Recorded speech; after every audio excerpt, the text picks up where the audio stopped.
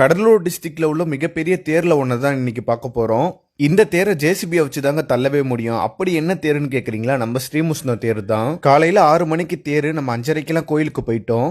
6 மணிக்கு மேல சாமி கோயில்லேருந்து தேருக்கு வந்தாரு. தேரை ஒரு 3 சுத்தினதுக்கு அப்புறம் தேர் மேல போய் உட்காந்துட்டாருங்க.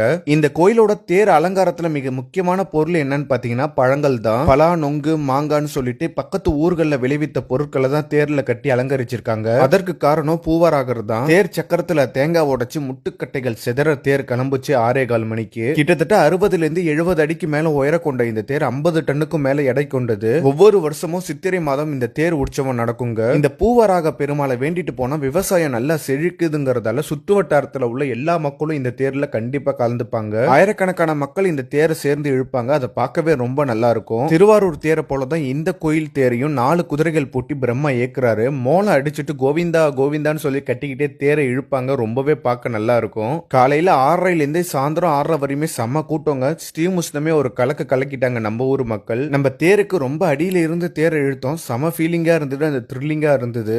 சாலை அப்படியே அடைச்சிட்டு தேர் வரதை பார்க்க ரொம்ப ரொம்ப நல்லா இருக்கும். இந்த ஸ்ரீமுஷ்ண தேரை நகர்த்த ஒரு பாரம்பரியமான விஷயத்தை தான் இன்னும் பண்ணிட்டு இருக்காங்க. அதுதான் உளுக்க மரம் போட்டு தேரை நகர்த்த திருப்ப செய்யற ஒரு முக்கியமான விஷயம். இந்த செயலை செய்யவே இங்க பரம்பரையா மக்கள் இருக்காங்களாம். அவங்க மட்டும்தான் இந்த செயலை செய்வேன்னு சொன்னாங்க. தேர் பின் சக்கரத்துல இந்த உளுக்கை மரத்தை சொருவி இது போல